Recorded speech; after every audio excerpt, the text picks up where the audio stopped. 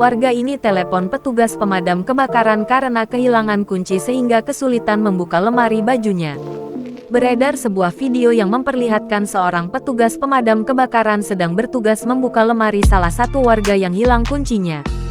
Video tersebut diunggah oleh akun Instagram @humasjakvire. Dalam video tersebut, terlihat seorang petugas pemadam kebakaran sedang bertugas di salah satu rumah warga. Berdasarkan deskripsi unggahan, petugas penyelamat sektor Kecamatan Koja mendapat laporan dari warga yang menelpon ke Suku Dinas Penanggulangan Kebakaran dan Penyelamatan, Gulkarmat, Jakarta Utara dan Kepulauan Seribu untuk membukakan lemari bajunya di Jalan OR 1, Jakarta Utara. Warga tersebut menyampaikan bahwa ia kesulitan membuka lemari karena kuncinya hilang. Kemudian, sebanyak 1 unit reaksi cepat dengan 2 personil petugas dikerahkan menuju lokasi.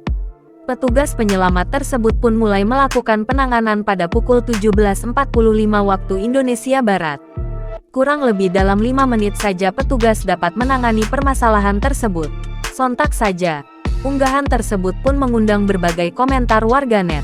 Banyak warganet yang berkomentar merasa terkejut atas permintaan pelapor tersebut dan menjelaskan alasannya. Jangan lupa subscribe, share, komen, dan like ya.